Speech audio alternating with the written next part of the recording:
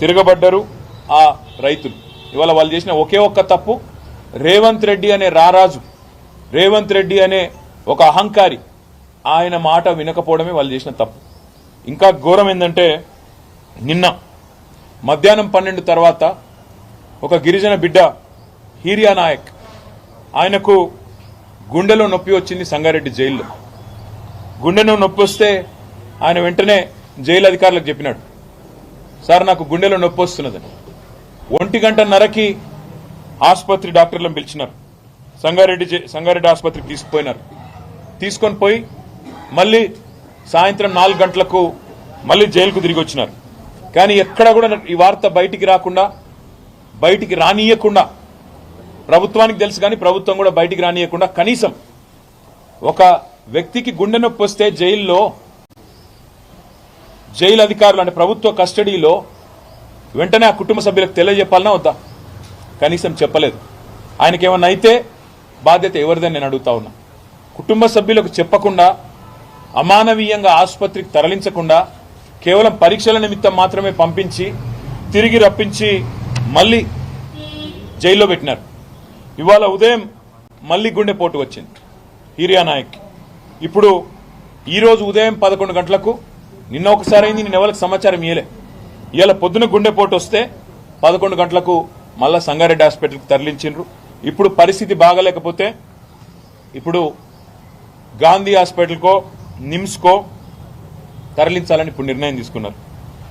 హీరియా నాయక్ గారితో పాటు రాఘవేంద్ర అనే మరో సోదరుడు, బసప్ప అనే మరో సోదరుడు, వాళ్ళిద్దరికి కూడా ఆరోగ్యపరమైన సమస్యలున్నాయి. మా నాయకుడు పట్నం నరేందర్ రెడ్డి గారికి ఇన్ఫెక్షన్స్ ఉన్నాయి, యాంటీబయాటిక్స్ కూడా వాడుతున్నారు. మెజిస్ట్రేట్ ముందు మా లాయర్ కూడా చెప్పారు, వారి శ్రీమతి పట్నం శృతి గారు కూడా చెప్పారు, ఆయనకు ఆరోగ్యపరమైన సమస్యలున్నాయి, చూసుకోండి.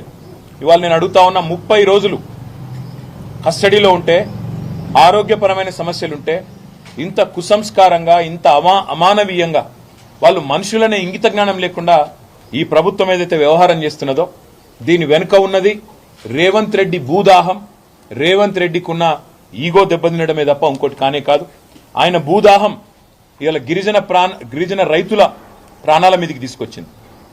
ఆయన ఎంత దుర్మార్గంగా ప్రభుత్వాన్ని నడుతుందంటే, గుండెపోటు వస్తే కనీసం వాళ్ళ కుటుంబ సభ్యులకు తెలియజేయకుండా, వాళ్లకు తెలియనీయకుండా ఈ సమాచారాన్ని గోప్యంగా ఉంచాలనుకోవడమే దారుణమైన విషయం. ఇంకా ఘోరం ఏంటంటే, అసలు మీరు ఇది చూడండి దయచేసి ఒకసారి బట్టి. ఇవాళ ఆ సోదరుణ్ణి ఆసుపత్రికి తీసుకొచ్చారు, ఇట్లా బేడీలు వేసి. ఎవడన్నా గుండెపోటు వచ్చినాడు పారిపోతారండి? గుండెపోటు వచ్చిన వాళ్ళు వెంటనే జైలు నుంచి దుంకి పారిపోతారా? ఇంత అన్యాయమా?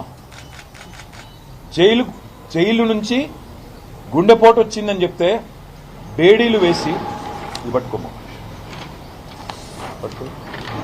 ఇంత అన్యాయంగా, ఇంత అమానవీయంగా, ఇంత సంస్కారహీనంగా, ఇంత చండాలమైన ప్రవర్తన ఈ ప్రభుత్వానికి ఉంది.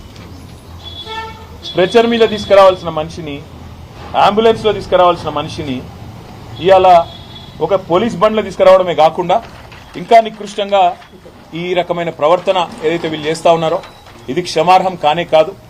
నేను గౌరవ హైకోర్టు ప్రధాన న్యాయమూర్తిని కోరుతా ఉన్నా, రాష్ట్ర గవర్నర్ గారిని కోరుతా ఉన్నా, కాంగ్రెస్ పార్టీ అధినాయకుడు, పార్లమెంట్లో ప్రతిపక్ష నాయకుడు రాహుల్ గాంధీని కోరుతా ఉన్నా, డిమాండ్ చేస్తా ఉన్నా.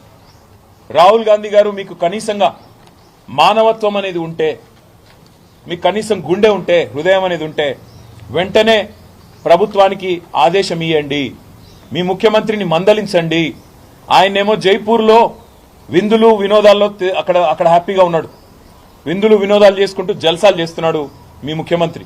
ఇక్కడేమో కేవలం తమ భూమి ప్రభుత్వం డిమాండ్ చేసిన విధంగా మేము ఇయ్యము అని చెప్పిన పాపానికి గిరిజన రైతులు జైళ్లలో ఉన్నారు, ఈ రకంగా చచ్చిపోయే పరిస్థితిలో ఉన్నారు. ఇది మంచిదా? రాహుల్ గాంధీ చెప్పాలని కోరుతా ఉన్నా. నీకు నిజంగానే హృదయం ఉంటే వెంటనే నీ ముఖ్యమంత్రికి ఫోన్ చేయి, చెప్పు, ముందు కేసులు వాపసు తీసుకో, వాళ్ళని వెంటనే జైల్లోకి వెళ్ళి ఇడిచిపెట్టు, వాళ్ళ ఇంటికి పోని, వాళ్ళ కుటుంబ సభ్యులను, వాళ్ళ ఆరోగ్య పరిస్థితి ఎట్లాగో మీ ప్రభుత్వం పట్టించుకోదు, అవసరమైతే మేం చూసుకుంటాం, ప్రైవేట్ ఆసుపత్రుల్లో పెట్టి వాళ్ళకి మంచి వైద్యం చేపించి వాళ్ళ ప్రాణాలు కాపాడుకునే ప్రయత్నం చేస్తాం. ఇది